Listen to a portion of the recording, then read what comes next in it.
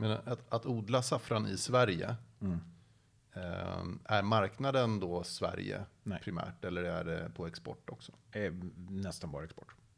Och varför vill man då köpa svenskt saffran? Är det, förutom att det är en rolig conversation starter liksom, men vad är... Nej, alltså största problemet för saffransbranschen är transparens. Extremt mycket fusk. Plus då att Iran är ju den största producenten, överlägset största producenten. De har stått för 95% av världsproduktionen. Så anledningen till att jag valde saffran som gröda var ju att jag satt och kollade på NASAs uträkning och allting. Det området där saffran odlas kommer ha mest problem på grund av klimat. Och det är lite intressant då att jag satt och fnulade på det här för 5 år sedan drygt. Och bara såg kombinationerna av mayhem som kommer ske där. Och då, nu snackar jag inte ens politiken. Right? Och förra året så hade de ju katastrofsiffror. Så officiella siffrorna är väl att de har ett tapp på 30%. Gissningsvis så är det en tapp på 60%. Så vi i slutet nu på den här sega rundan med kapitalinförskaffning så har vi ju kunder som har liksom panik och kontaktat oss som vill investera för att säkra sin produktion också. Så det är de samtalen vi har nu då. Men det är ju... Ja, men jag tänker ju, Iran går inte riktigt i bräschen där för mänskliga rättigheter och annat. Exakt, så vi har ju en koncern som vi snackar med. De har ju, eller ett företag som tillhör en koncern. Koncernen har sagt att vi ska inte ha någonting från Iran, punkt. Så nu risker de att de behöver lägga ner en massa produkter om de inte kan sourca saffran från något annat ställe. Sen är det då medical som egentligen växer mer än mat. Ja, då snackar vi nutraceutical supplements, de bitarna. Och där är det ju dels precision, alltså att du kan, om vi skippar bara tänker med hög kvalitet, utan stabil kvalitet. Liksom, för att tänka att du ska få in i ett labb och så ska du ta ut extrat och varje leverans är annorlunda. Då måste du ändra ditt recept varenda jävla gång. Det tär en del, det tar tid och extra jobbigt och sådär. Så det är mycket bättre då att du får någon stabilitet. Ja, det har en kontrollerad miljö. Ja, och sen kommer vi leverera bi-weekly eller bi-monthly. Om vi bara pausar där också kring liksom, läkemedels- eller hälsoaspekten av saffran. Kan du berätta lite grann hur går forskningen där? Ja, så det är lite blandat. Det är 2 ämnen som man kollar mest på. Och det är safranal och krokin. Det finns olika varianter av krokin bara för att göra det extra stökigt. Men safranal är då lugnande. Så där är en hel del forskning kring ADHD och sådana bitar. Kombinera med melatonin och istället för att ge medicin till kids så kan de få en liten gummy. Okay. Sådana saker. Som smakar saffran då? Eller tar man ut de här? Ja, ämnen? exakt. Så de jag har käkat, jag har inte safframtoning, inte lussebulle, den nivån alls. Inte på de jag har testat. Sen, men jag tänkte jämfört med en lussebulle, om du käkar en sån här gummy, liksom, hur är doseringen av det här ämnet? Alltså får du lika mycket om du käkar en lussebulle? Men då får du ju massa mjöl och socker. De tar ut saffranal, sen har du lite annat också då. Så det är inte samma, det är inte som att äta kryddan. Nej, okay. Så det är liksom mer precision kring vilka ämnen och hur mycket av de ämnena ska du få i på en dos. Så det blir ju, det är som tar piller på ett sätt. Nästan inte. Men det är den ena sidan. Sen är det då krokin och där är ju mycket nerv och sådana bitar, hur hjärnan funkar och hur det påverkar. Så det är plus cancerforskning. Så vi snackar MS, Parkinson, ALS, den typen av forskning. Jag har bara sett de studier som finns. Det som är intressant är väldigt många studier går över till människor nu. Så att det är inte som det var för några år tillbaka sedan, liksom lite möss och lite sånt, utan nu är det större, mer omfattande studier som görs och det är väldigt många områden ser det lovande ut. Sen är jag för mycket lekman för att säga liksom, hur mycket som är borde och inte. Men är det liksom big pharma kvaliteter eller pratar vi liksom Life-butiken här? Jag skulle säga att det kommer att vara kombinatoriskt. Sverige är ju urusla på naturläkemedel. Alltså vi är sämst i klassen i kanske världen, i alla fall Europa. Vi ska ju ha en liten piller av en pharmacy, någon i lab coat varje gång. Så det är lite... Apropå kontrollerad miljö. Ja, så men alltså, och det är ganska... Vi har ju trust till den byråkratiska processen på något sätt. Ja, och jag skulle säga att jag tog upp det som en punkt, den här religionen kring forskning. Och det här är ett typexempel på det. För grejen är ju den att om du tar ett piller med någonting och så käkar du någonting annat samtidigt. Vi kan bara ta vanliga ämnen. Nu dricker vi kaffe. Det finns vissa ämnen kroppen inte tar upp bra när du dricker kaffe. Så det är liksom bara det här att stoppa i sig ett piller så är det löst. Det är inte smart. Liksom. Så om du stoppar in Oatly i kaffet, Ja. vad händer då? Nej, men alltså ta till exempel järn och magnesium och sådana ämnen. De tar upp sämre än att dricka kaffe. Okay. Så det är ju mer komplext. Men så går du in och bara säger, ja men exakt här, det här gör exakt det. Ja, i vilket sammanhang? Så det blir liksom, det blir inte rätt forskning i slutändan. Man behöver vara bredare, anser jag. Sen ska vi naturligtvis sträva efter att vara så precisa som vi kan. Alltså det är rimligt. Men nu känns det ju lite grann som att det blir mer och mer mainstream. Vi får en bättre förståelse för att det är inte bara de här liksom, vita pillerna. Så att det känns ju som att utvecklingen går dit. Ja, i mat ja. Men naturläkemedel är ju fortfarande någonting som... Ja, sen är det inte så konstigt att Big Pharma säger att det är bogus. Det finns ju liksom, men det är ju en miljardindustri. Så att det liksom... Men Tyskland till exempel är skitstort när det gäller naturläkemedel. Men sen har du ju liksom Indien, Kina och USA, alltså Nordamerika.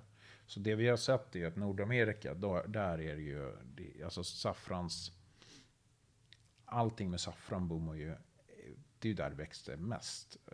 Och sen nu börjar ju Indien komma, och den delen, det är inte så konstigt. Det lilla landet på, vad är de, 1,4 miljarder nu? Och så säger då att 50% plus i medelklass. Och de är ju vana vid saffran och naturläkemedel. Sen ser de inte på det på samma sätt som vi. Men vi snackar om folk med köpkraft som har ett förhållande till saffran redan. Så där tror jag det kommer öka så in i helskotta. Men om vi liksom snör in på saffransfabriken så att säga. Vad är next steps på horisonten som ni strävar mot och därför som du vill ta in kapital? Så det vi behöver göra, det är så här halvtråkiga saker. LED-belysning, rack, lådor, plastlådor. Sånt kostar initialt. Och det är inte sånt du kan leasa heller. Robotar kan vi köpa avbetalning eller leasing. Så det slår inte så hårt på likviditeten. Fast de är inte billiga styck. Beroende på robot mellan 300 och 500 000 om du skulle casha den. Men det blir ju, tänk leasingbil. Så det är 7-8 tusen i månaden, så det är inte så farligt. Och sen är det ju då utveckling. Så det är väl en utvecklingskostnad på en säg 300 i månaden. Men när du snackar utveckling? Då är det automation, AI, de bitarna. Vi har ju grippers och AI till plocksortering. Det är ju sånt vi utvecklar själva, och sen kör vi robotarmarna för ABB. Det är ju shelf products egentligen då. Men vad gör de här robotarmarna? Stoppar de ut de här små grödorna då, eller hur? Vi kommer ha planteringsautomation också. Vilket egentligen, det låter fancy, men det är lägga lökar rätt i en låda. Det är vad det är. Men nej, det är ju så det är själva pistillen eller stigman det är en krokisblomma då. Så det är små röda trådar du ska få loss och sortera bort från resten. Så det har vi automation då med gripper som knipsar och separerar. Okay.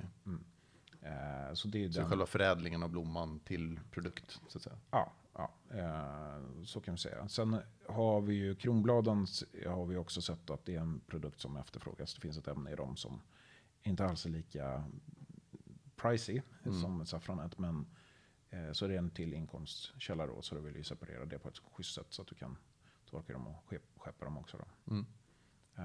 Men det är den biten, och sen är det hantering av lök generellt, alltså inte bara plantering utan kolla kvaliteten på dem innan du planterar, så du inte planterar saker som blir halvtaffliga blommor på. Och, och optimering, så det kommer vara en hel del analysverktyg videomässigt, och ditt favoritämne AI igen då. Så vissa saker är ju enkla algoritmer. När vi snackar plocksortering så är det ett AI som är självlärande. Alltså vi har satt upp målbilden på ett sätt så att den analyserar om det blev ett optimerat plock innan och sen så förbättrar den sig över tid. Okej. Vad kör ni för modeller? Eller program? Ja, jag vet inte hur mycket jag får säga. Jaha, okej. Ja, men du får väl paketera det så att så det är någonting. Vi har kört lite olika. Frågan är vad... vi kan skippa det. Okej, men har ni liksom proprietära egna processer här och modeller som ni utvecklar? Blandat. Så vi jobbar tillsammans med ett företag som heter Dyna Robotics. Så det är de som sitter och kodar nästan allt. Så vissa delar är ju baserat på modeller som har kommit ut från universitet. Som har sett att det här funkar för det här syftet.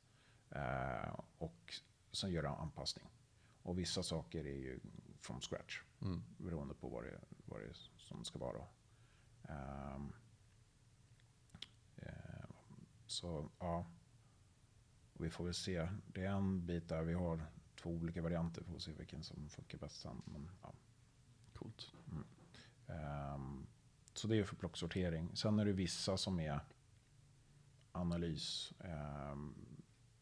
Och då är det ju inte vårt AI. Så vi har en partner till exempel som kommer gå vidare med för att analysera ämnen videomässigt kan man säga då.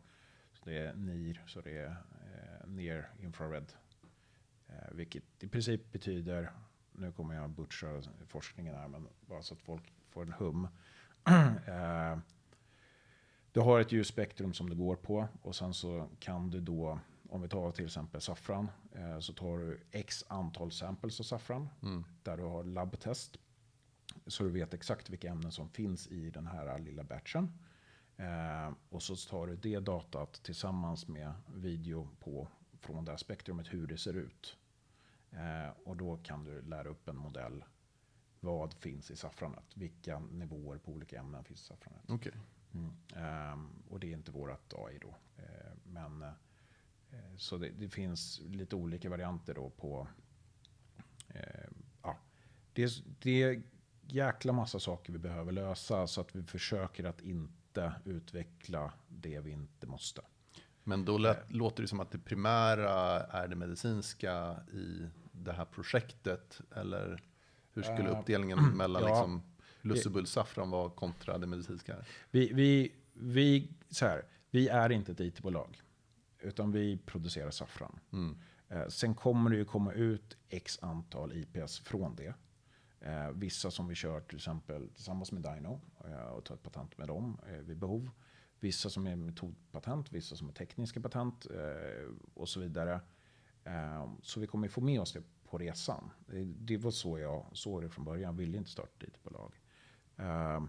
Men vi producerar saffran och säljer saffran. Vi kommer inte gå in på en consumer längre. Det har vi, utan det är bulk vi kommer köra då.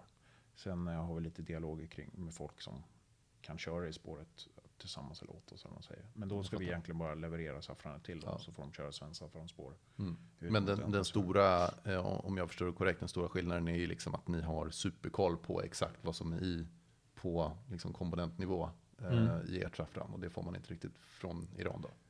Nej, det får du inte, och framförallt så kan du inte styra det. Det är liksom, som vi tar vår spanska kund, de har ju ett helvete. Dels så vill de ha månadsatlig leverans. Okay? Så det som är ett problem med, det är generellt så kryddor, men det är inte så att du nödvändigtvis får sämre kvalitet över tid, beror på vad du ska använda det till. Men den förändras. Så för om de då kan få bi-monthly leverans, så har de ju ett saffran som kommer in som kan ha samma karaktär. Konsekvens. Ja, och det blir ju sjukt mycket lättare att hantera för dem. Och de vet var det kommer ifrån. Det de gör nu, så vår franska kund, de har kontakter med odlare i Iran. Så de får leverans direkt från dem. Så de är ju lite skrajsna då över klimat och hela den. Men de har ju långa kontrakt. Så de kommer inte få den här prisökningen på 45% eller vad det nu kommer landa på. Spanjorerna, de går på marknaden. Så de får ju prissmällen nu. Men det som händer när du får ett underskott är också att det ökar ju mängden fiffel. Alltså mängden fusk. Så de har ju så här återkommande problem. De ber om ett sample, de får ett sample, de analyserar själva och sen får de leveransen, så är det inte samma sak. Så att de kan ju inte skala så snabbt som de vill för att de har problem med leverans. Alltså de får skit in som inte kommer duga som. Och de skiljer sig lite de här då. Så fransmännen är ju ett white label-bolag som tar extrat och spanjorerna är kanske jag säger för mycket. Men de tar extrat och säljer extrat. Så vi har lite olika typer av kunder som ish är konkurrenter och inte helt. Jag skulle inte säga att det är ett problem i det läget. Och sen har vi format och dryck. Jag vet en av dryckeskunderna, de har ju ett team som sitter och bara förändrar hur den blandar upp saffranet. Så att det blir samma dryck som liksom, det är ett gammalt märke. Du kommer känna igen det. Men för att när du dricker den här så ska ju den smaka likadant som den gjorde för 50 år sedan och så vidare. Men eftersom saffran byter karaktär beroende på kvalitet och allt möjligt så får de ändra receptet hela tiden.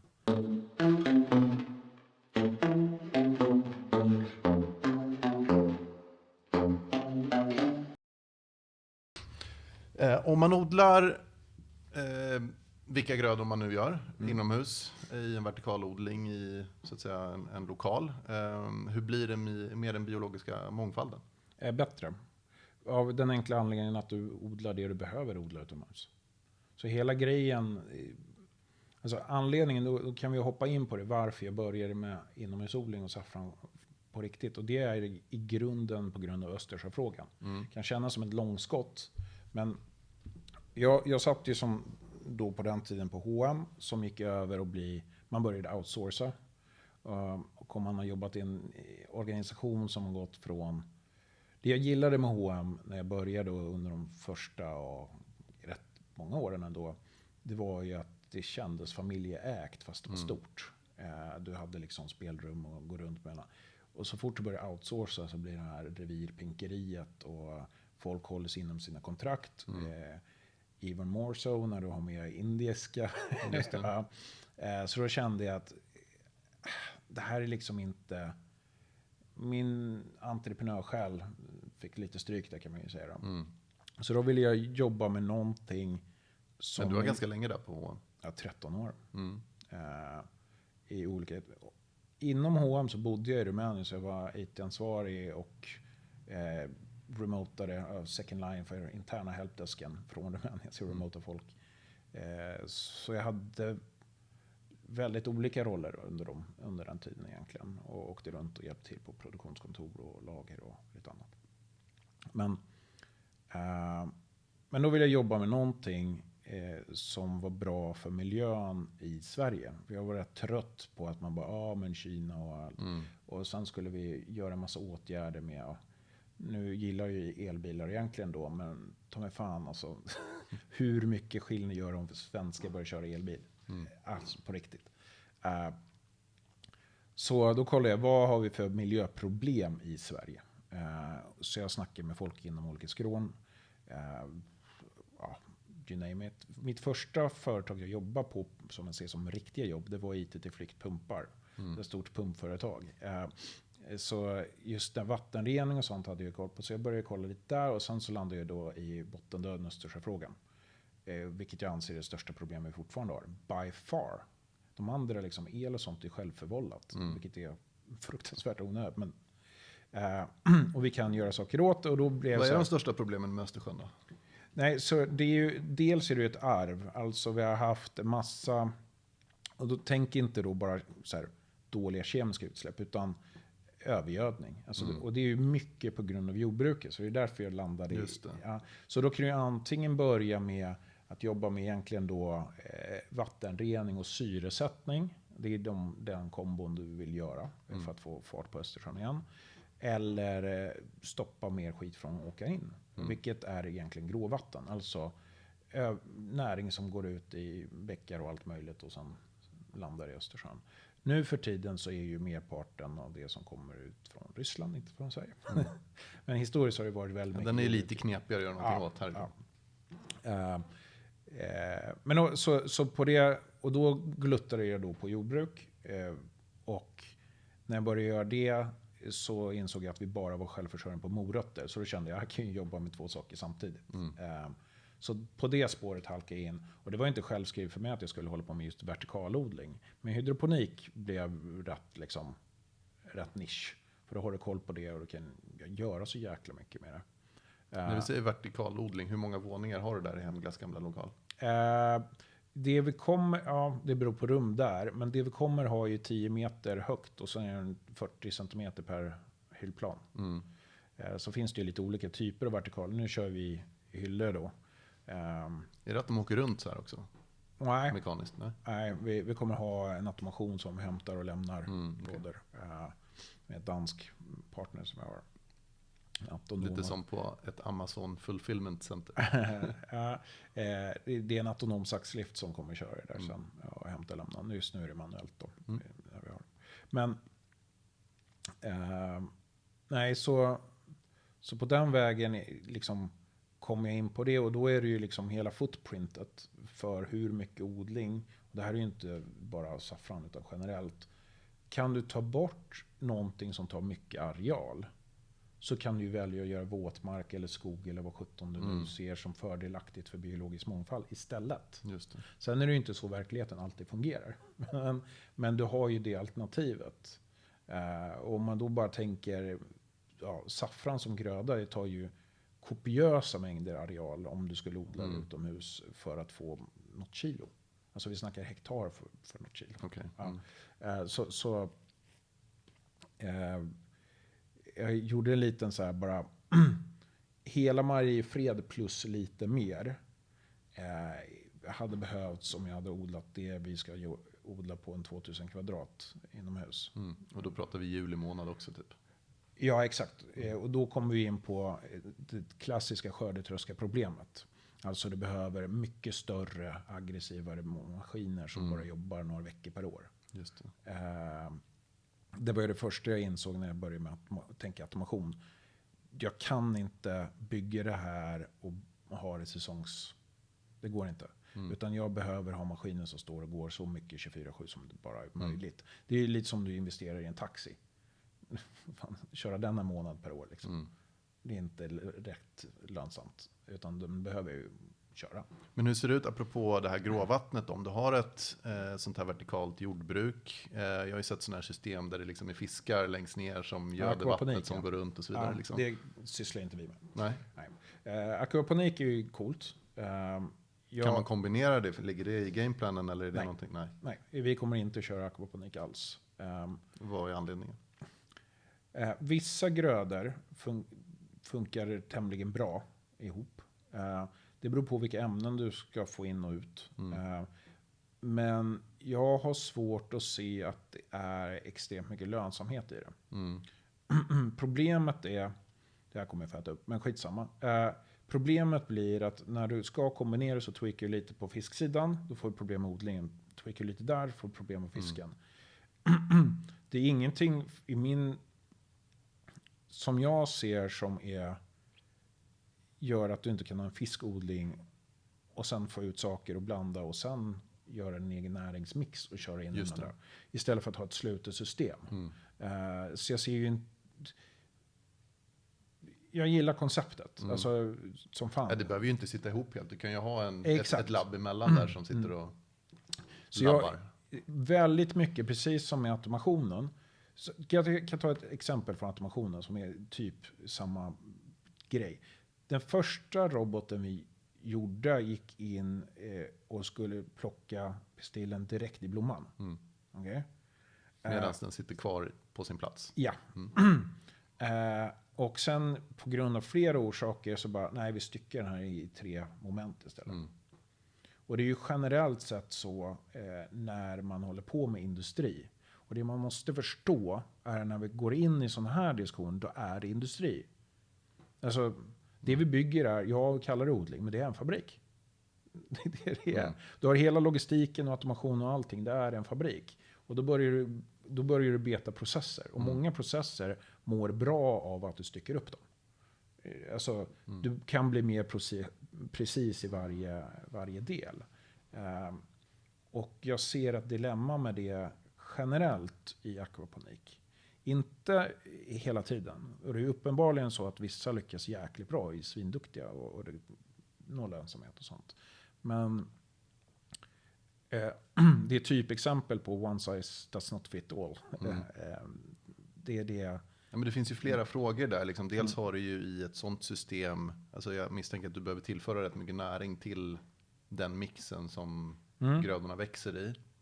Och sen har vi också den andra aspekten kring just farmande som koncept. När vi tittar på liksom köttindustri, fiskindustri, så lär man sig ju äldre man blir också att odlad lax, det är ju inte så jävla fräscht. Odlat kött bränner ner Amazonas och de göds med majs och pellets och annat liksom. Medan lite mer vilt generellt sett är bättre för hälsan, för det innehåller rätt typ av balans och omega-3 och bla bla bla.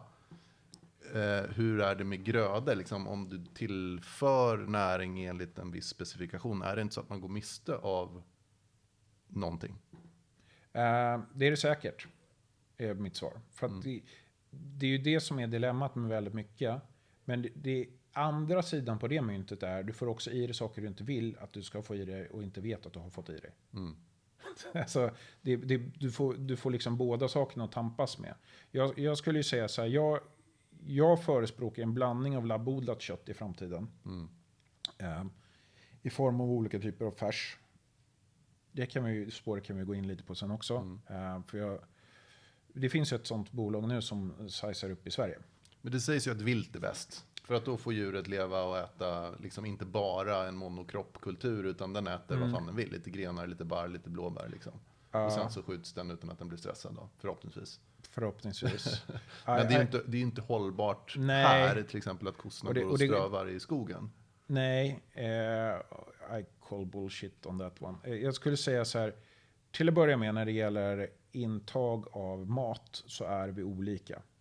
Alltså extremt olika. Och det är bara att kolla så här, vilka allergier har du jämfört med någon annan? Om bara börja på den. Så jag skulle säga, det du kan göra med fisk till exempel är ju att odla den inomhus, vilket du har till exempel ReOcean, ett svenskt företag som håller på med det. De kommer ju ha mycket bättre kvalitet än norska fuskfiskarna som... Ja, man har ju sett de där bilderna när de liksom, det är parasiter och det är... Ja, men det är alltså...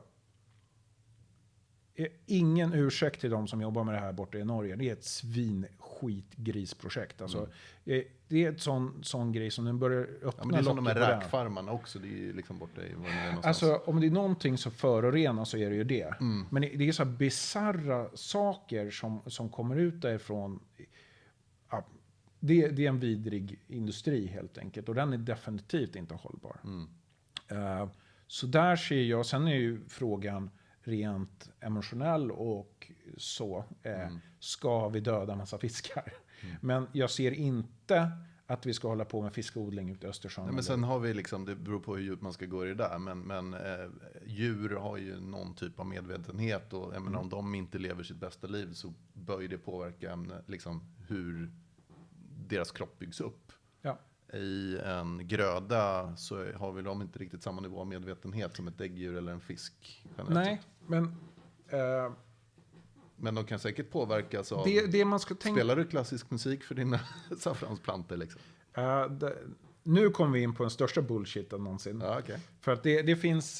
den här är faktiskt rolig. Jag körde när jag skulle starta mitt bolag så jag hamstrade onlineutbildningar. Jag körde på high speed och Coursera bara öste. Jag har inte ens koll på hur många jag drog igenom. Allt från solpaneler till... Ja, men det är ju fantastiskt med samtiden. Man kan lära sig vad man vill. Då körde jag en utbildning i University of Tel Aviv som hette, tror jag, Understanding Plant Parts. Finns en 1 och 2 där. Vilket var ett kul koncept för den professorn. Han tog och applicerade våra mänskliga sinnen på växter. Så till exempel, hur ser de? Uppenbarligen inte med ögon. Okej, så då är det så här intressant att se. De kan uppfatta en jävla massa mer ljusspektrum och reagera på det. Och så gick han igenom forskning i det. Kommer man in på ljud. Det fanns då 2 studier folk brukar citera. Och båda de är bara politisk mambo jumbo. Båda säger att klassisk musik så mycket bättre. Men de ställer typ en växt där det är dåligt ljus. Och så får de lyssna på rock. Just det. Alltså det är så här. Och då, men det som Har de ens hörsel, grödorna? Ja, vi kommer till det. För att då sa han så här, det finns inget belägg överhuvudtaget för att ljud påverkar eller att vi kan styra hur ljud påverkar växter överhuvudtaget. Jag återkommer om det är så. Och jag körde den här utbildningen då för 8 år sedan. Och sen så tyckte jag den så jävla bra så jag bara, jag ska dra igenom den en gång till. För det var så maffigt med informationen. Så jag gjorde det, så jag körde den en gång till. Och då hade några fått Nobelpris, som man kan kolla upp vilka det är, på just att de har sett ljudfrekvenser som kan påverka växter. Alltså vi snackar minimal, men de har bevisat att det finns i vilken miljö då? Och det är inte musik vi snackar nu, utan det är att du sätter en frekvens mot dem. Ja, men det är det jag tänker. Jag menar, om du har grödor, jag antar att du har fläktar som gör att det simulerar vind eller någonting så att de inte, eller? Ja, vi har ju, Alltså, vi vill inte att luften ska stå stilla så vi har en cirkulation, ja. Ja, exakt. Och det stärker väl deras, liksom, det blir lite som muskelträning för plantan. Ja, så kör du mycket med vind, då får du kortare, tjockare växter. Du kan ju kolla uppe i fjällen. Ja, men det är som att åka till Gotland. Ja. Men det jag tänkte säga, liksom, det kan ju vara så att om du har en krukväxt i fönstret och det är helt vindstilla, om den får någon typ av mikrovibrationer genom musik, fine, då får du någon typ av minimal träning. Ja, alltså, det här är en hypotes, väldigt... Luft funkar mycket bättre. Ja, absolut, det är enklare också. Nej, men det Man finns... får ju brassa på rocken rätt hårt för att det ska... Det du kan göra, som vi kommer jobba med, det är att använda el, alltså skapa ett magnetfält och stimulera växter. Så det finns en hel del saker med vibration som gör att de förändras. Jag har ju tagit fram ett eget ljusspektrum som gör att jag får tjockare växter. Så jag, med 1 decimeter diff. Okay. Så du fattar hur många fler hudplan vi får in. Vill du gå in på var någonstans i det här ljusspektrat som du har? Jag kan ju ge en hint att om du kör rött spektrum och speciellt far red, då får du elongation kallas det. Så att då får du längre plantor. Och sen så har du då blått, så är det mer åt andra hållet då. Sen måste man ju hitta, du vill ju, rött gör ju annat också, inte bara det. Så att du vill ju hitta en balans då med de här som är optimalt för plantorna. Hur många olika sorters lampor har man? Vi har satt upp chip med exakta ljus här, så att den har ett statiskt varje chip. Sen kan du ju köpa, om du ska testa, då köper du ett där du kan byta. Men det är ju hiskligt mycket dyrare. Så vi har vad är det? 4 olika chip som har olika ljus. Om vi lämnar ljus och ljud, ska vi hoppa ner tillbaka till hållbarhet och Östersjön? Yes. Jag vet inte om vi stängde den riktigt. Nej, det gjorde vi nog inte. Men det jag ser som vi bör göra, om man kommer in på om man ska investera i någonting, om vi tar den, som inte är mitt saffransbolag, så tycker jag folk som odlar i havet, i sjö och hav, och då menar jag inte fiskodling, utan andra grödor. För det gör, utan att behöva egentligen tillsätta näring. För då kan du ju få bort näringen samtidigt som du producerar grödor. Jag kollade ju på att odla spannmål fast i havet. Och jag gör ju alltid, om jag går in på något så går jag balls to the walls galenskap för att se, kan någon skala det här? Så jag kollar så, okej, 100 000 hektar ute i Östersjön. Ja, och det är ju mycket. Men om du gör en fyrkant på Östersjön så är det ju inte så jävla, det är inte ens i vägen liksom. Och alltså, kör du de arealerna och får till, vass vet jag inte hur bra det skulle funka ute på öppet hav om man inte gör en massa konstruktioner kring och så vidare. Men vass i sig har en massa ämnen det som är dyrt med spannmål, det är protein och mineraler. Så gräs i sig är ju liksom skitbilligt och enkelt. Men får du ut en massa monocrops ut till havs så är det svinbra. Och det är dels om du tittar på hur saker växer. Där det är djupt, där har du ju ingen växtlighet. Du kan, ute i norska, där har de ju sån, som är säsong då. Men då kommer de här jättelånga, vad heter de nu? Det är inte tång. Det känns som mangrove. Någon typ av sjögräs? Ja, det är sjögräs. Kelp forest kallas det på engelska. Okay. Men i alla fall, de är alltså jättelånga. Så det är som att stå i jätteskog om man dyker runt där. Skitcoolt. Men är det på botten man odlar? Eller är det på någon typ av flytande växthusanordning? Ja, eller bara köra... det du kan göra är... Flytande odlingsplattor? Eller vad, liksom? Ja, nej, men det du kan göra är bara hampa, alltså rep. Och sen så syr du in frön i dem. Och så ser du till att de har buoyancy. Så flyter de och så börjar det växa. Okay. Men det som är bra är att när du gör någonting sånt så får du en jävla massa djurliv i det. Just det. Och då innebär det blir ett jättebra ställe för fiskyngel och annat att frodas. Så en sån odling, om du lägger den inte nära kusten. Men hur vanligt är det här just nu? Nej, vi utnyttjar inte haven som vi ska. Inte alls. Någonstans. Men det här konceptet, alltså, finns det något sånt projekt? Det finns små. Vi har ju Nordic Sea Farm. De är ju ute på västkusten. De odlar ju sjötång. Okay. Jag kommer inte ihåg hur många hektar de kör nu. De kör en del faktiskt. Men de fokuserar ju som så många andra på just mat till människor. Om jag tittar på spannmål, hur mycket ytor det tar, så har jag skövla skog. Fan, ut till havs. Alltså det skulle vara jättebra. Och det tar upp övergödningens näring ur vattnet då? Ja, du gör ju en kombo. Så du kan ju injicera vissa saker i rep och sånt så att de har tillgång till vissa ämnen som kanske saknas. Men annars så tar de i överflödet runt. Men om det blir riktiga vågor och grejer då? Hur? Och då får man ju kolla på, det är därför jag säger att vask ute till havs kanske inte är det bästa. De behöver ha någonting som är lite, alltså, lugnt och fint. Lite lugnare.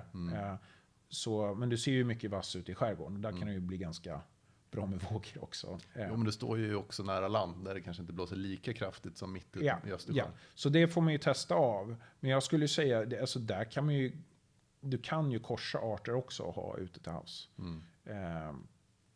Och så får man ju lite vara försiktig så att man inte lyckas introducera något som men det är ju kallt till. Som fan där ute också. Ja. Men det blir ju sommarmånader på sin höjd, eller? Ja, jo. Men bara för att förstå magnituden. Skulle du köra ut någonting på den skalan som jag snackar om. Då snackar vi alltså, då snackar vi käk till varenda jävla kossa i hela Europa. Okej. Det skulle vara rätt coolt. Men föroreningar, jag tänker på den här explosionen i den där gaspipen där till exempel. Ja. Så Östersjön så skulle jag säga att det Sverige och Finland borde göra är att säkra upp mot Norrbottenviken. Så att vi har koll på att det inte kommer upp en massa skit där och så kan vi ha vår samlade matproduktion när det gäller havs av olika typer där uppe. Ja, det blir mer is, men för det är ett hyfsat smalt. Du skulle kunna sätta upp, och vi vill ändå syresätta. Om du syresätter så kan du sätta upp saker som pumpar och filtrerar i samma veva. Jag tror det här är sådana investeringar som vi bör göra och se över. Coolt. För att det är extrema arealer. Det är varken djur eller människor som rör sig på det sättet så att det är i vägen. Till skillnad från på land när man ska smälla upp vindturbin och annat shit och kombinera det med odling. Och då kommer vi in på biologisk mångfald som egentligen har starten. Kör du monocrops, då är det stora areal och samma jävla skit. Du vill ju ha ja, det urholkar ju liksom hela... du vill ju ha kombo. Och då är det just, jag menar, kör inomhusodling så kan vi ha ett grönt tak på det. Med bikupor? Ja, helst inte kanske. Nej. Eller, jag är så, jag gillar bin. Men honungsbin är inte det enda bit. Och de slår ut många andra arter. Okay. Om vi snackar monocrops. Men då kan du väl ha icke-honungsbin då? eller? Hela poängen är, du kan välja. Och det är ju olika beroende på var någonstans du är. Liksom, Strängnäs har inte riktigt det problemet som Stockholm har förmodligen. Men bristen är väl inte att olika bityper konkurrerar ut varann, eller är det? Jag trodde det var när mest du att de liksom försvinner och så försvinner pollineringen och sen så blir det skit. Om du tittar på mängden bin som har dött ut eller försvunnit i volym, så har honungsbina ökat. Mhm. Och honungsbin är ju bra på att pollinera vissa växter. Och de käkar från vissa beroende på vad då som ger av det de ska äta beroende på dygn. Och helt plötsligt så är det då en del som är inte tillgänglig lika mycket för andra, så att de får för lite och så minskar de antal. Det är ett problem som man bör ta i beaktning. Sen gillar ju vi honung, jag älskar honung. Men det är ett problem. Däremot så är besprutningen största. Alltså by far. Det är ett jätteproblem. Och där, om man då kollar på honung, så är det ett bra sätt att mäta vad det har för föroreningar. Alltså mät innehållet i honung så ser du vad det har för problem på ytorna. Det är mycket smidigare än att springa runt och ta soil samples och shit. Bara tillbaka till havsodlingen, för jag tyckte det var så spännande. Har man någon typ av sjötraktor då när man skördar, eller? Ja, så när jag bodde i Rumänien så var jag nere i deltat där. De har ju jätteproblem med vass. Så de har du vet så här klassiska gamla båtar som har framdrift med ett stort jävla hjul. Ja, tänk dig det. Mississippi-båtarna typ. Ja, tänk dig det fast de har hooks så att de skördar på det sättet. Och då finns det då dels sådana som liksom bara kapar. Och sen så har du conveyor egentligen som bara fångar upp allt och skickar bak det du skördar. Men då drar du upp hela den här hampamattan. Precis. Det är det du inte vill göra. Utan du vill kapa för att de här växer upp nästa år igen. Just det. Så du vill kapa ovanpå. Så då vill du ha en sån som bara saxar allting. En plattbottnad båt som kör på det här ovanpå. Exakt. Så den saxar allting, det ramlar ner och sen har du någonting efter där allting åker upp. Och sen så har du kvar allting under, vilket innebär att du har kvar alla rötter och allting där alla fiskyngel och allt lever. Skitbra. I deltat har de ju två varianter då. En som bara så här kapar. Och sen har du någon som går in och bara river upp rubbet. Alltså drar upp allting. Lite så trålande. Ja, och det gör de ju för att annars kan du inte åka med båtar. Det växer igen hela deltat. Så det är som isbrytare fast vegetabilisk. Så det finns redan varianter för det. De är ju då gjorda för att köra i deltat. Så ute på Östersjön så får man ju förmodligen ha någon större båt med några sådana här småttingar som man kör ut när det är en lugn dag. Och så får de... Det som är coolt är att väldigt många sådana här fordon nu blir autonoma. Så det finns inte mycket att krocka med där ute heller. Så det är fördel. Ja, men du ska ju ta till exempel när du skördar så vill du ju ha så att du gör det du ska göra. Jag har ju en god vän som håller på med ROVs, alltså undervattensrobotar. Och det händer ju hiskeligt mycket där. Dels analysmässigt, att bara kunna åka ner och se vad fan du har för ämnen runt dig och i hela de bitarna. Han har utvecklat en högtryckstvätt under vatten, vilket är kul för att sådana saker man inte tänkt på för man ser det. Men om du trycker mycket ditåt, då flyger du ditåt. Speciellt under vatten. Just det. Så han har samma tryck åt två håll. Okej. så den står exakt stadigt. Så kan han skicka ner en ROV vid någon bro. Lidingöbron var de ute och inspekterar och lite annat. Och så bara städa av och så ser du om det är några sprickbildningar eller någonting. Gör en analys och sen dessutom mappa det. Så sen kan du sitta i ditt favoritprogram och bara vända på modellen av hela din bro och se exakt hur allting ser ut och få en heatmap på ämnen, korrektion. Så det kommer ju naturligtvis vara en stor fördel när du håller på med odling. Skicka in en ROV under och bara kolla vad finns det för djur, vad finns det för saker. Är det olika ämnen som rör sig vid olika delar av odlingen? Det behöver inte folk till. Det är liksom, du kan köra ett stort jävla havsjordbruk på 2 pers. Liksom. Vilket är såklart coolt. Det här är ju optimistiska framtidsbudskap. Ja, jo. Vilket vi utlovade initialt. Så att Ja. jag gillar det. AI kan ju hantera allt det där. Väldigt mycket. Och sen får man ju också se vad det är AI och vad är basica. Ja. Så mycket, det känner ju du igen. Många som snackar AI snackar ju inte AI. Automation. Ja. Men AI kan ju styra automation-processerna så att säga på ett bättre sätt. Jag ser fram emot, det kommer ju lite mer, man kan ju använda ChatGPT och allt sånt här för inspiration redan. Få olika koncept och vända upp och ner på grejer. Jag ser ju fram emot mer AI som kan ge hypoteser. Eller om det kommer något som kan bara säga jag skulle kunna ge en bättre analys om det här datat fanns tillgängligt. Just det.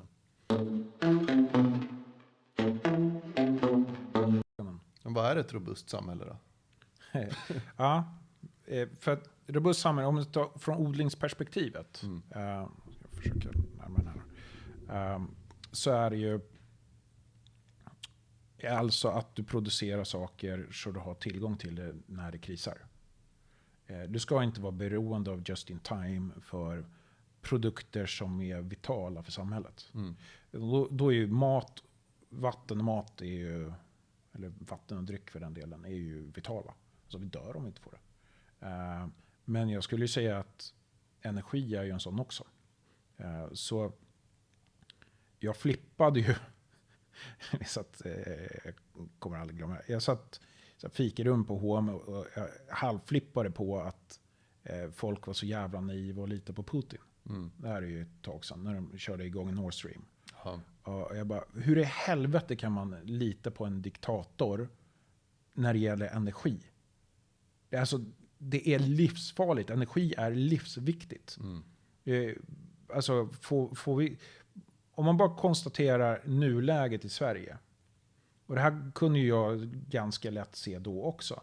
Du får ökat gängvåld. Så du har alltså uppenbara krafter i samhället som är beväpnade och livsfarliga. Säg då att Malmö är utan el mitt i vintern en månad. Alltså säg 3 fucking dagar. Hur många har kvar mat efter 3 dagar hemma? När kylen inte funkar. Och frysen. Då får man fasta. Ja, men alltså det blir ju, vi är mycket närmare, nu kommer dystopiska, men vi är mycket närmare ett inbördeskrig än folk tror. Eller vill tänka.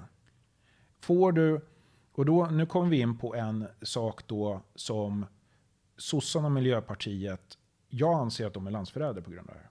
När du stänger ner kärnkraften som du gör, på det sättet du gör, och då ska vi ta i beaktning att en av reaktorerna var alltså byggd till att kunna sätta igång elnätet igen om det gick ner. Vi har en teoretisk möjlighet nu att sätta igång det med hjälp av vattenkraft från norr. Som inte är beprövad. Jag hoppas att vi slipper försöka använda den. Liksom. Men det är ju att utsätta hela rikets säkerhet för. Alltså det är jätteilla.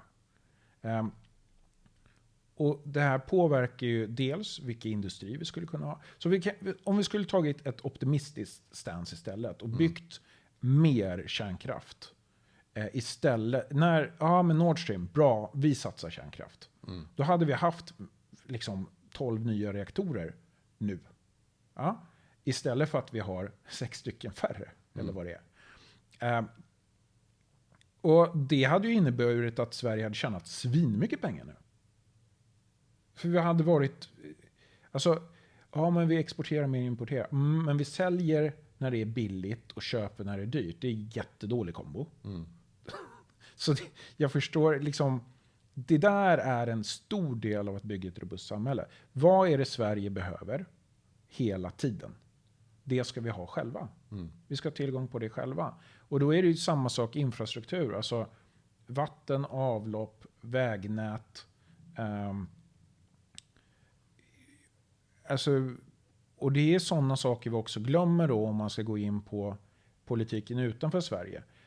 Varför i helvete skickar vi pengar till länder? Alltså, nu pratar vi Sida. Men inte bara, utan generellt hur folk är naiva. Så här, det är mycket, om man nu ska göra det, vilket inte är helt såklart i många lägen, så är det mycket bättre att investera i ett land. Och nu ska Kina få cred, även fast jag tycker att de är svin. För orsaken till att de gör det är inte den jag kommer snacka om. Men de investerar i infrastruktur och bygger ut infrastruktur. Vilket gör att de till exempel äger hela Sri Lanka och en massa andra ställen. Right?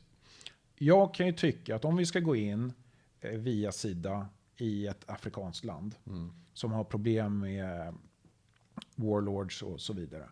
Ett sätt att göra det på istället för att bara donera pengar till att bygga ett sjukhus som sen folk inte kan åka till för det finns inte bilvägar. Ja, det är ju att gå ihop med våra 2 stora kalkbrott och cementproducenter i Sverige och investera i ett kalkbrott och en cementfabrik. Och sen ser du till att folk... I Afrika? Ja, välj land liksom. Och sen kollar du hur mycket får de här människorna betalt av de här warlordsen för att gå runt och skjuta ihjäl varandra. Ja, men så här mycket, bra, då sätter vi den lönen. Och så inte in med så jävla mycket automation, utan folk gör mycket mer manuellt, så vi har en personalstyrka på 100 000 man. Just det. Vilket gör att folk förstår hur cement funkar. Och så har du utbildning i det. Det är inte, warlords, de kommer ju tycka att det här är ju nice, vi kan ju köra på fler vägar nu när vi ska kriga. Men det som händer är att av de här så kommer det poppa upp entreprenörer och massa folk som fattar logiken i att bygga. Istället för att, alltså, det är ju så många bizarra projekt. Man investerar, donerar. Jag hade en diskussion med min kära mor, bra julaftonsnack, men och man kan kolla vilken julafton det var. Det slutade med att jag ifrågasatte starkt att våra skattepengar används till en massa skit. Det var egentligen där. Och så avslutade jag med att säga, mamma, kan vi inte i alla fall vara överens om att vi inte ska använda våra skattepengar till att döda bögar? Kan vi inte bara vara överens om det? Men vad hemskt det är. Nej mamma, jag är inte hemsk för jag dödar inte bögar. Okay. Hur får du ihop den där då? Ja, och sen några dagar efter så kommer fram då att Sida har donerat x antal miljoner till en kyrka i Afrika som håller på med omvändelse. Alltså, Okay. Ja, och vi snackar, så det är bara att kolla vilken tid det var, den kom ut. Och Hamas nu liksom. Why? Alltså, vi har ju uppenbarligen inte hjälpt till att få ett samhälle där man inspireras av att bygga produktiva, bra saker. Så sluta med det. Och där, när det gäller Sida så vet jag ju att man har vetat det här sedan 97. För det finns en rapport. Aron Flam, har du koll på vem det är? Jag har noll koll. Ja. Men Aron Flam då, judisk komiker, svensk. Han lyckades få fatt på, eller han såg en artikel från 97. Det var en kille som var lite bitter över att hans rapport att den blev hemligstämplad. Men efter 10 år så kan man ju plocka ut dem, eller vad det nu är. Så han begärde ut den här rapporten. Och då är det ju så att Sida hade bett om en rapport om pengarna då är PLO på den Arafats gäng på den tiden. Om de går till rätt saker. Och rapporten fastslog att det gör de absolut inte. Utan vi pröjsar för att Arafat kan bygga en polisstat, punkt. Ja, sluta ge pengar till myndigheterna här. Det går bara rakt ner i deras fickor, hjälper inte folket överhuvudtaget. Folket kommer bli fattigare och mer hatiskt och mer religiöst extremistiskt. Alltså, allt det vi ser nu, det fick de i en rapport 97. Man hemligstämplade den och bara fortsatte trycka in pengar. Och motiveringen då till hemligstämplingen var att det här kommer ju påverka Israels dialog med Arafat. Jag tror ta med fan den ska ju det. Alltså, det här är inte ledaren vi vill sponsra. Han är ett jävla svin. Och det är fortfarande så här då, eller? Ja, och nu är det fortfarande folk som egentligen UNRWA ska vi fortsätta ge pengar till. Ja, de som alltså har Hamas terrortunnlar under sitt huvudkvarter och en serverhall. I think not. Alltså ge mat och vatten till palestinier. Ja. Diskuterar hur vi kan göra det på det bästa sätt. Egypten har sett att köra in lastbilar gick ju sådär häromdagen. Där de blev stenade och en dog. Just det. Ja. Vilket också är så här, vill ni ha mat och vatten? Jag börjar fundera. Men ja, och då kan det ju vara att man åker in. Men problemet har ju varit när man skickar in förnödenheten att Hamas tar dem ner i sina tunnlar. Så folket får dem inte ändå. Så man ska ju diskutera, hur kan man göra det här på bästa möjliga sätt? Uppenbarligen inte att skicka in till UNRWA, för de är ju korrupt ut i helvete. Alltså vi snackar uppåt 25-30% vad de nu själva från FNs håll kom fram till är direkt Hamas-folk i ett FN-organ. Och jag är så här, mina skattepengar ska inte gå till sånt. Punkt. Alltså, jag känner att jag är lite för lite insatt för att kunna välja sida eller hålla med. Men jag tycker att det låter... Men alltså, jag tycker inte att det låter vi ska inte skänka att lägga pengar till liksom korrupta regimer. Så långt kan men jag tycker inte vi ska skicka in blindfolded pengar till Israel heller. Nej. Samma sak som jag tycker kanske inte att vi nödvändigtvis ska skicka in pengar rakt ner till Ukraina heller. Men hur gör vi då? Ja, men när vi skickar till Ukraina så är det en annan fråga för Sveriges säkerhet än Israel. Så där, det man gör är att man sätter ihop ett paket som har öronmärkta saker där det går vissa saker som kommer till Ukrainas, alltså vapen, personal, förnödenheter, annat. Och jag tycker inte att det nödvändigtvis är så. I vissa lägen så är det rätt att göra. Men i även Ukrainas läge så kommer det vara skitmycket pengar som går in i någons ficka. Som inte vi har koll på. Ja. Och det måste man vara väl medveten om när man gör det. När du skickar pengar så försvinner pengar. Och samma sak när du skickar en massa saker som har ett andrahandsvärde som är högt någon annanstans. Kan du ge det fan på att någonting försvinner. Hur kommer det sig att du är så intresserad eller insatt i bidragspolitiken? Det är mest för att jag stört mig på den. Alltså egentligen så här. För jag har inget...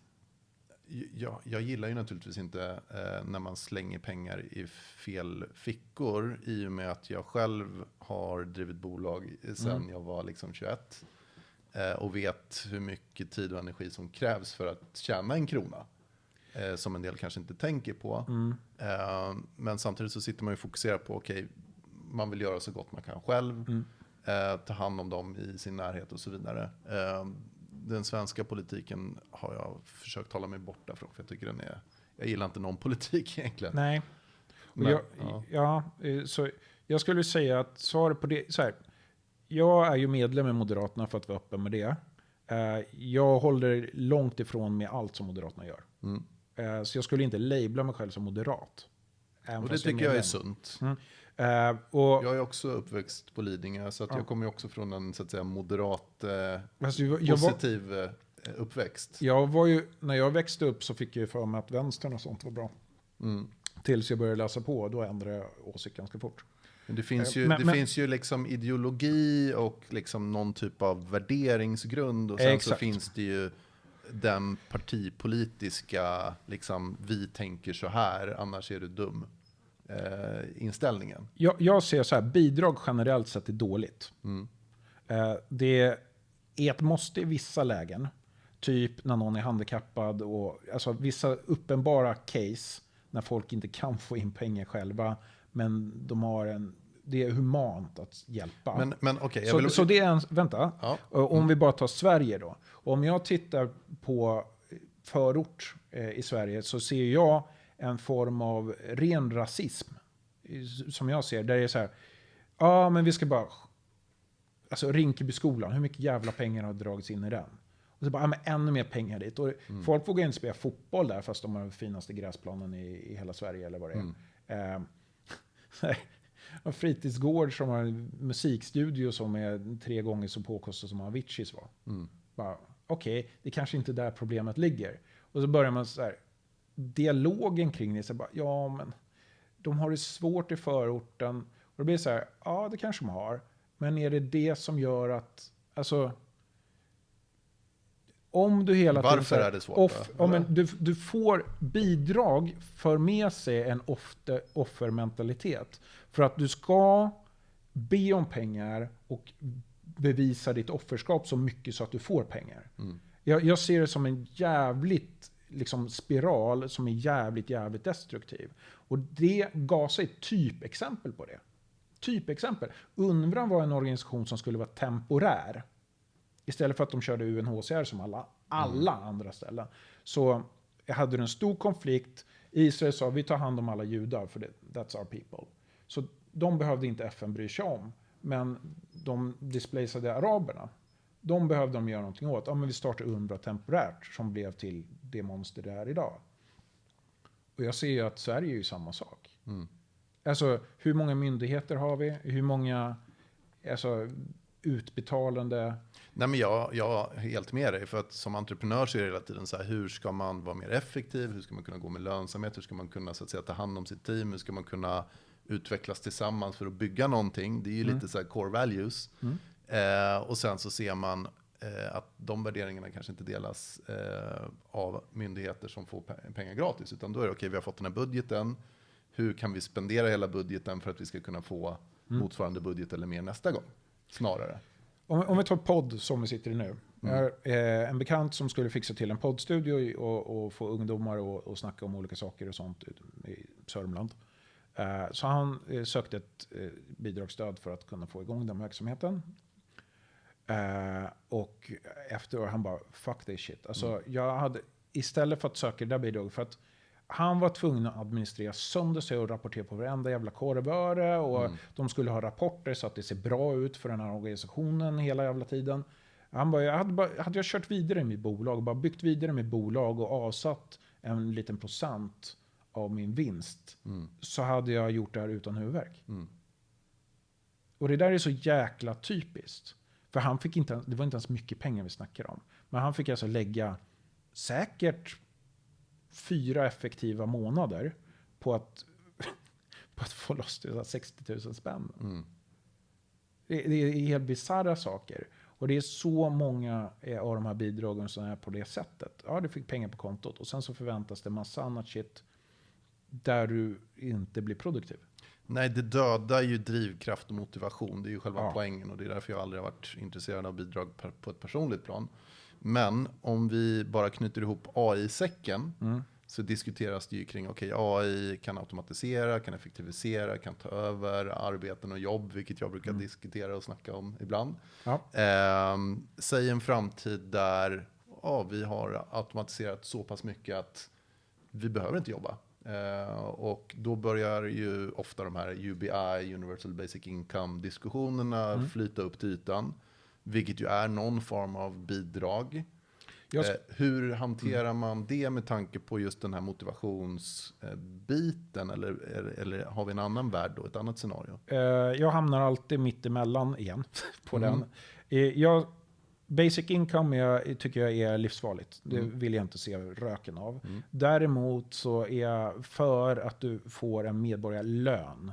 Ja, men det är ju universal basic income. Nej, betoning på lön. Lön gör du skäl för. Okej? Det är inte ett bidrag där du kan sitta och pilla navelludd. Och då är diskussionen bör vara, vad har du för skyldigheter som medborgare? Vi måste börja där. Och då är det ju så, om du inte har ett riktigt jobb, om du vill gå på den här, så är det vissa saker du behöver göra för att göra samhället lite bättre. Och det kan vara kulturella grejer, det kan vara en massa andra saker. Och jag ser ju redan idag allt kulturstöd som också är så här favoritisering och shit. Få bort det skitet. Om det nu är så att vi vill ha mer, tvinga inte någon som bygger en kåk att lägga x% på kultur. Jag tänker så här, de kulturpersoner, för jag bara flika in kulturtanter och annat liksom, som, eller kreativa personer, apropå podd, liksom, om man vill skapa art, så brukar ju liksom, det finns ju skillnad mellan liksom kreativt i kapitalismens namn och kreativitet för det kreativa skull, alltså konstformen i sig, va? Om man tänker sig en framtid där vi behöver faktiskt inte lägga ner manual labor från ett mänskligt perspektiv för att få samhället att gå runt och alla har det de ska och kunna växa och så vidare. Det är ju en sån situation liksom, hur hanterar man bidrag där? Det är där det knepiga. Men du behöver ju inte bidrag på det sättet då. Nej, exakt. Bidrag är ju bara en stämpel för att trigga dig, men... Ja, men så här. Om vi har ett samhälle som kör sig självt, så har du det du behöver. Så det du söker är ju livsglädje. Exakt. Ja. Och jag tror inte man får livsglädje om man inte har ett mål. Alltså, och när det gäller ett land, det är därför jag säger lön. När det gäller ett land så behöver vi ha en gemensam liksom, bild av vad vi har för värderingar för landet. Jag tycker vi har gått väldigt vilse där nu när folk är ute just och återkommer till Hamas. Det har Palestinavänner som bara sväljer propaganda ute på torg och gator och skriker att de ska utrota judar i princip. Och samtidigt säger vi att vi värnar om homosexuellas rättigheter och kvinnors rättigheter. Där behöver vi hitta en gemensam bild som är Sverige. Alltså det här ska vi jobba mot. Och vad är det då som vi värderar i det som kan bringa in en inkomst? Alltså som gör dig... och då är det liksom miljö. Fan, var ute och plocka. Alltså vi har ju sådana organisationer idag som springer runt och plocka skräp och allt vad det är. Men så här, bli en bättre människa, känna att du bidrar. Så det jag menar med lön är att du vill nudga folk att göra någonting positivt och hitta gemenskap. För de två är ju, så här, ensamheten är ju, ja, vi har ju en pandemi av de bitarna och det blev inte bättre efter just pandemin heller. Nej. Och det finns ju ganska mycket du kan göra med ekonomiska incitament. Om man tittar på flerbarnsbidrag så är det ju en sån sak. Det ger ju uppenbart en kraft till att det är bättre att skaffa fler barn. Problemet med upplägget nu är ju att låginkomsttagare som inte ens jobbar skaffar mer barn. Så du har en somalisk familj där morsan inte kan språket, farsan är någonstans och så är det 8 kids.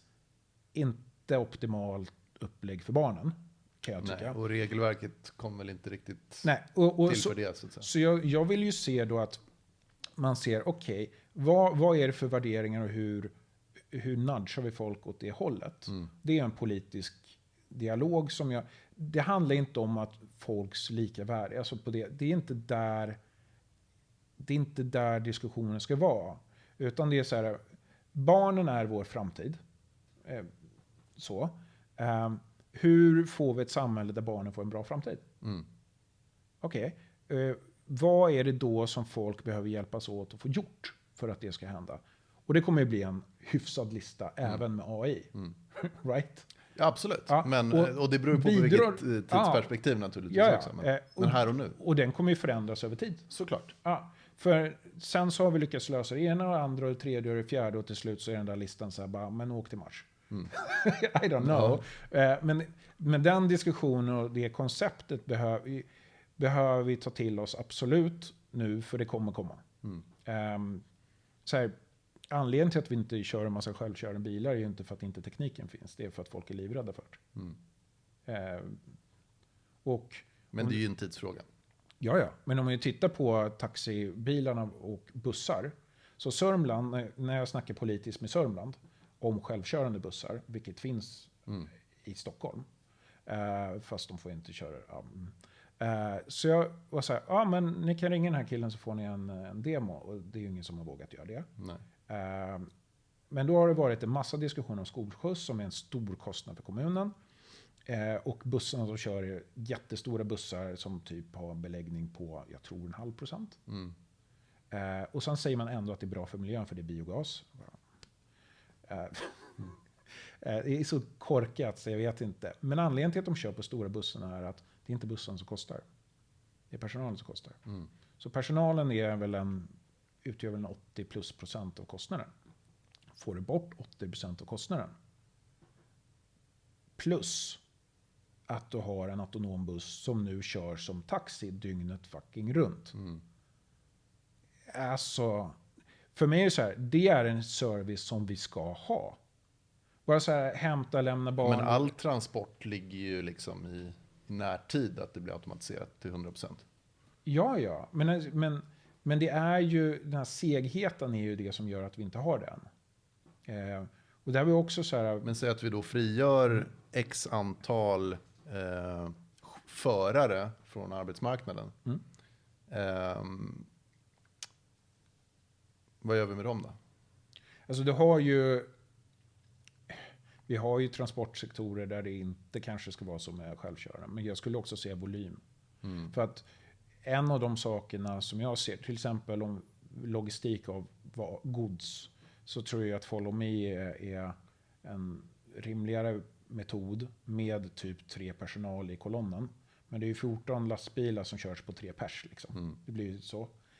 Så du får mer volym på samma mängd folk. Men det innebär ju att de här busschaffisarna och sånt behöver bli mer mekaniker. För att om en lastbil i kolonnen slutar funka så måste de kunna fixa den, stanna hela kolonnen och fixa problemet. Det är liksom att ha med sig sådana människor.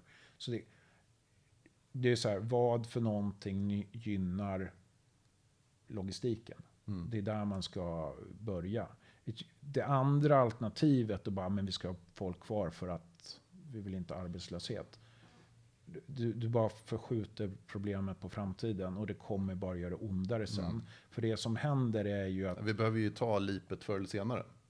Ja, men de länder som gör det kommer ju bli konkurrenskraftiga och köra över oss på alla andra produkter. Det är ju samma sak som om vi slutar tänka att energi är grunden till industri. Så kommer vi inte få... Det spåret drog jag aldrig klart förut. Men det som hade kunnat hända när Putin invaderade, det hade ju kunnat vara då, eller att energikostnaden bör börja skena generellt. Det hade ju varit att merparten av all odling i Holland hade ju flyttat till Skåne. Sverige hade helt plötsligt varit näst största exportör av mat i världen. Om vi hade haft de billiga elpriserna som vi kunde ha haft. Alltså, och det gäller ju samma sak med självkörande. El är ju liksom nyckeln också för en stor del av framtidens automatisering och AI. Ja, exakt. Så att inte fokusera på att men man ska ha en lönsamhet i elen. Ja, men du får ju det när du har industrierna. Det är ju där lönsamheten ligger. Lönsamheten ska inte ligga i energiproduktionen. Det är livsfarligt att tänka så. För att el är inte en produkt som de andra. Det är bara att inse det. Vi är beroende av det på ett sätt som tänker man så med vatten? Alltså vi hade ju inte haft så bra vatten som vi har i Sverige generellt. Det börjar bli sämre tyvärr. Om vi inte hade haft det som en självklar resurs som vi ska ha till alla människor. Om vi tittar liksom ett par 10-20 år i framtiden och vi har lyckats skapa ett överflöd av energi. Det är i princip gratis. För att vi kan tänka oss att vi kommer dit. Hur ser världen ut då? Oj. Den är scary på det sättet att då har AI fritt spelrum. Tills du når den dagen så kan du stänga av det på något sätt. Sen hamnar man ju i att om ett AI fattar att den själv finns och allt det där. Skulle jag vara AI så skulle jag ju se till att bakom kulisserna bygga en jävla swear och dumpa mig själv ute i min datahall nere på havsbotten. Så att människorna aldrig kan få tag på den. Just det. Men någonting sånt. Men ja. Då får vi leva med AI-guden. Det är så jäkla svårt att föreställa sig det. Jag ser, en sak som är tydlig är att vi kommer ha en massa psykiska besvär som vi inte vet att vi kommer ha. Depressioner av det mest bizarra slag. Om man kollar på all VR och allting sånt, hur vi förhåller oss till det. Bara den här grejen att du har en dator i fickan dygnet runt har gjort att folk har blivit mer eller mindre bizarra. Hur gamla är dina barn? 6 och snart 2. Ja, då är de inte på TikTok än. TikTok tänker jag fan inte låta dem ha. Nej, det är rimligt. Och den är en sån sak som folk blir paffa när jag snackar om det. Men om du använder TikTok i Kina så dels så kan inte barnen, de får inte använda det när som helst på dygnet. Och sen så är det ju så här, hur du blir läkare, ingenjör och så vidare. Det är sånt de blir feedade med. Här är det så här bara, Hur prostituerar du dig som 6-åring på OnlyFans? Ja, det kanske var att ta i, men... Jo, Kina har ju sitt system. Man får bara ha så mycket skärmtid per vecka och man måste ha en viss ålder för att få använda skärm och man får bara gamea på helgen och vad det nu är för någonting. Apropå AI och apropå depressioner, apropå VR-headset, apropå att vi faktiskt inte riktigt vet själva vad vi behöver för vår egen biologi för att må bra, och det är därför samhället så att säga, det fuckar med våra ungdomar lite grann just nu. Alla jämför sig med varandra och det är massa olika problem. Kommer världen utvecklas mer åt Kina-hållet då? Att vi har en gud-AI som säger så här: det är nog inte bra att ni kör skärmtid mer än det här. Och sen, alltså istället för... Jag hoppas inte det. Det är, men det är ju inte orimligt. För att jag menar, vi som föräldrar, vi säger ju till våra barn: du, det där är inte bra, du får inte äta godis på en måndag, tisdag, utan du får ta det på lördag.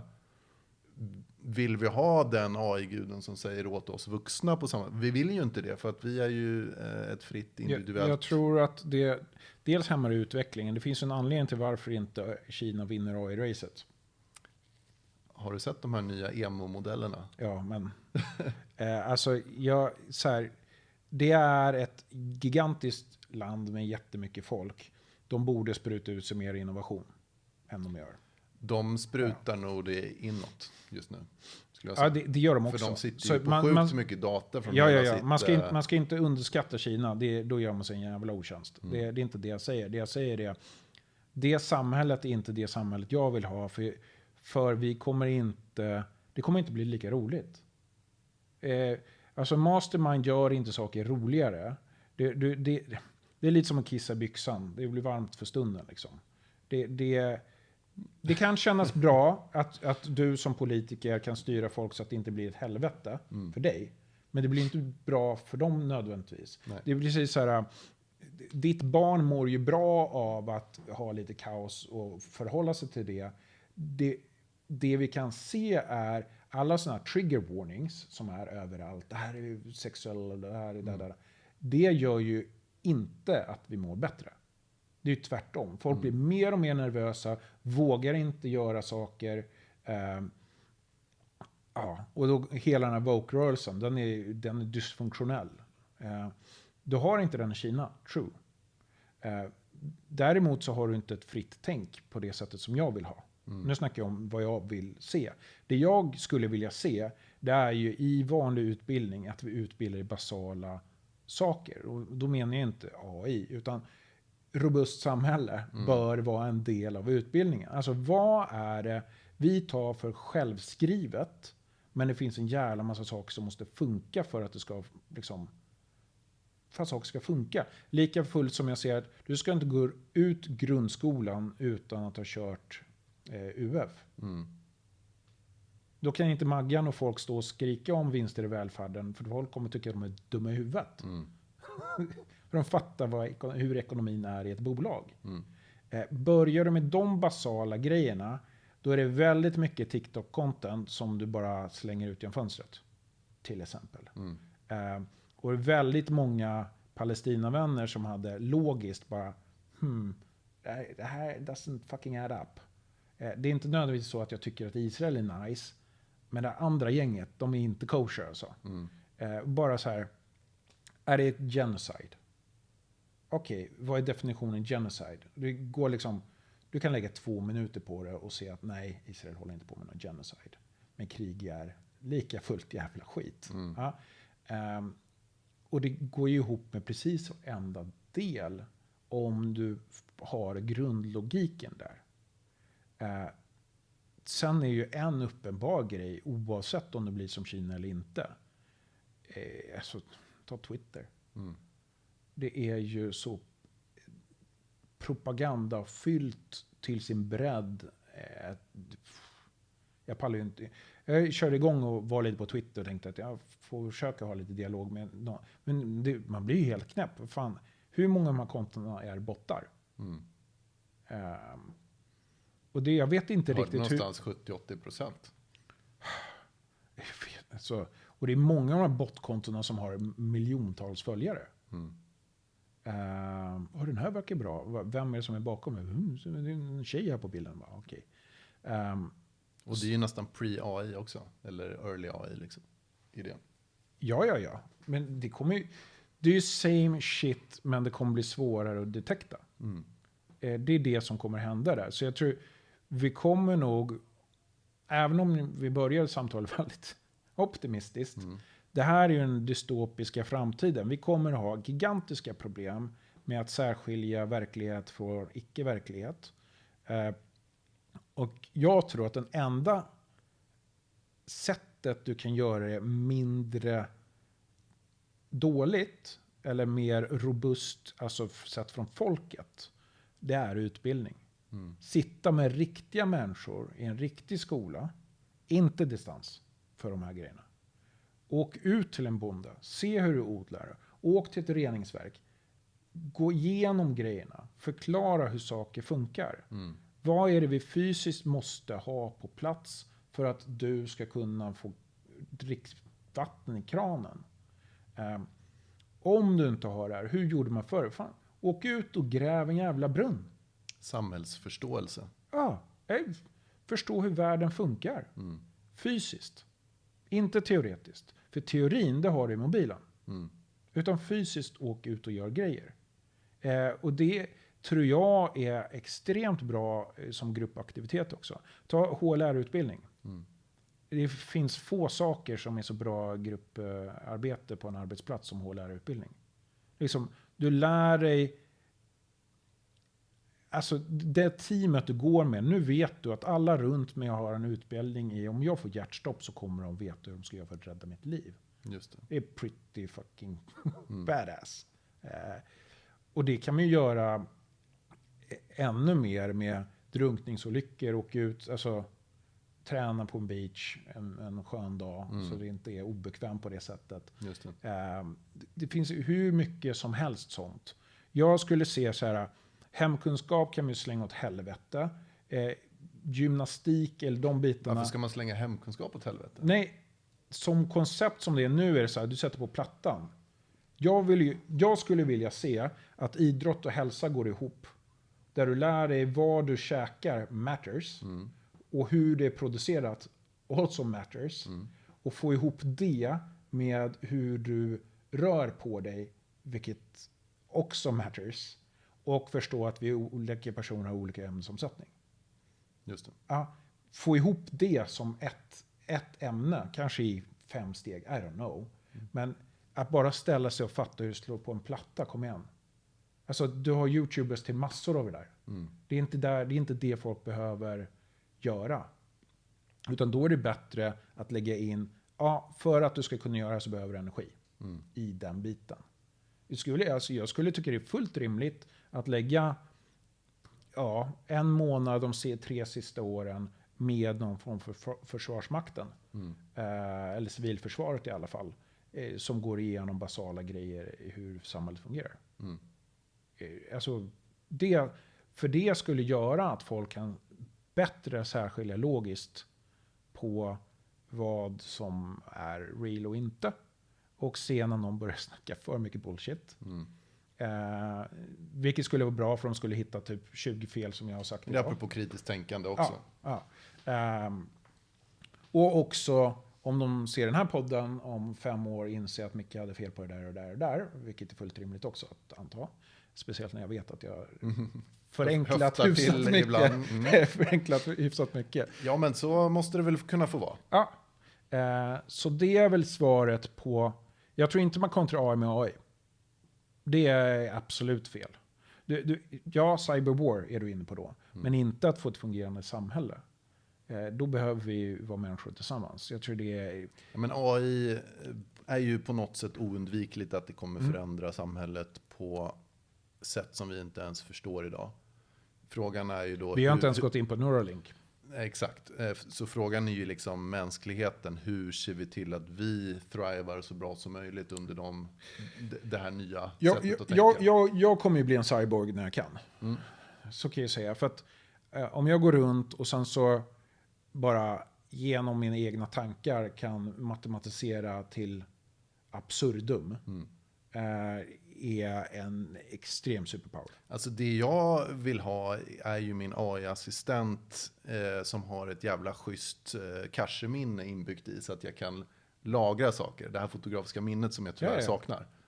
Och sen dessutom att min assistent kan bearbeta det och leverera till mig olika saker. Det är ju nice. Men det är väl lite Neuralink. Ja, det går ju ihop. Men det är ju det som kommer bli. Så man får ju, det jag vill se då är naturligtvis att jag styr vad fan i helvete som kommer in och ut ur min skalle. Det är ju så att inte Kina. Ja, men där har vi ju en...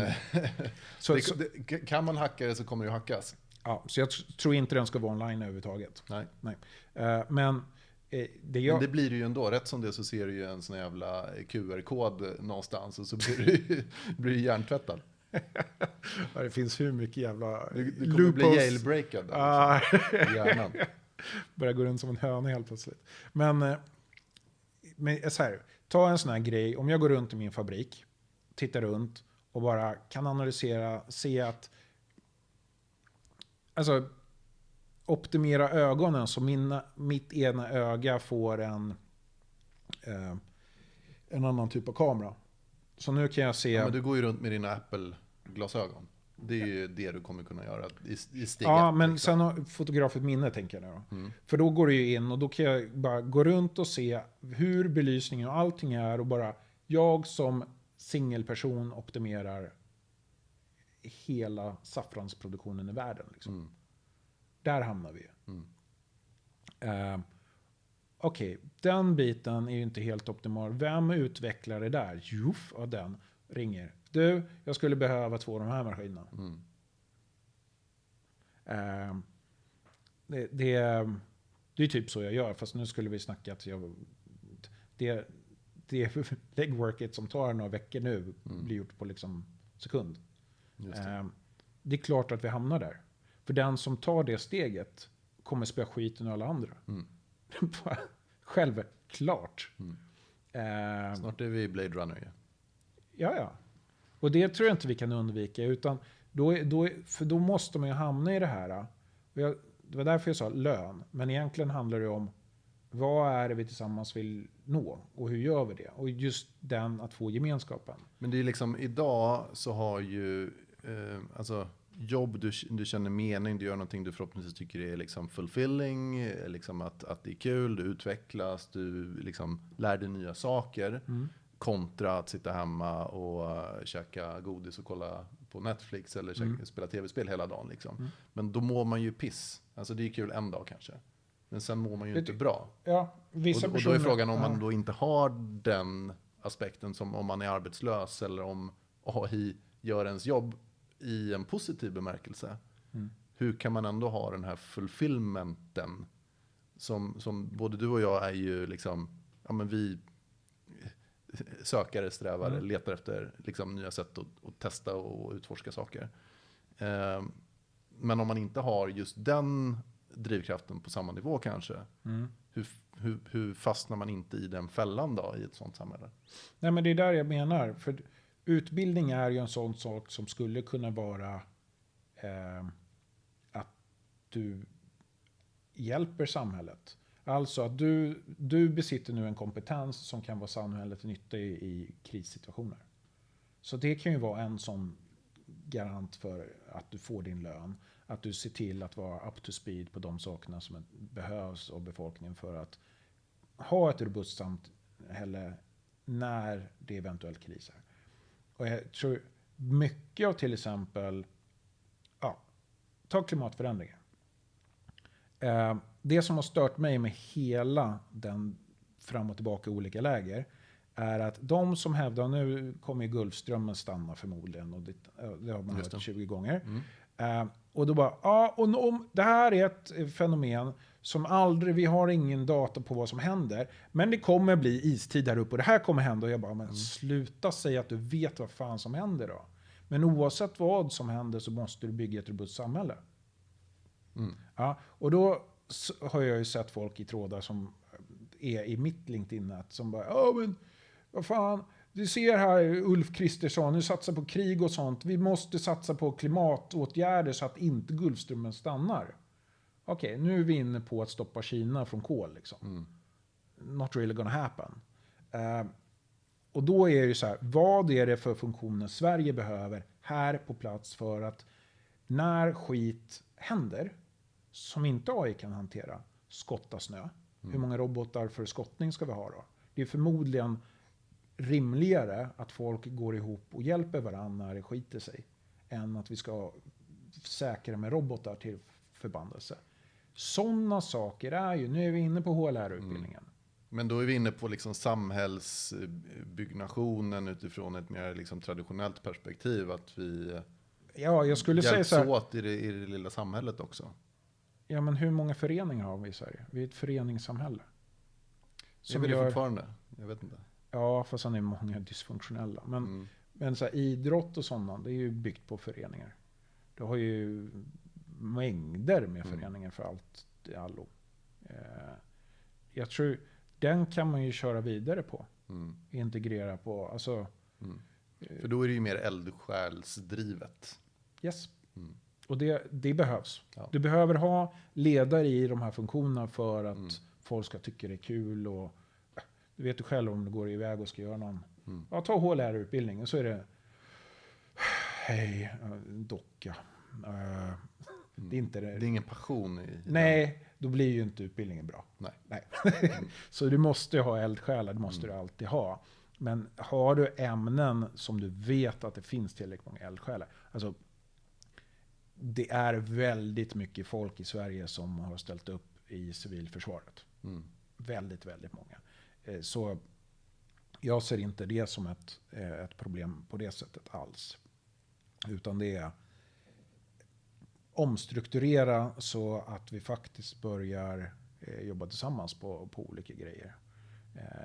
Jag menar, bara få till, ja men om du jobbar med Östersjöfrågan så har du rätt till lön. Och så är det bara så här, där kan du använda AI för rapportering. Typ exempel. Så det är så här, ja ute med båten, håller på att analysera, kollar, testar och odlar det här. Klirr på kontot.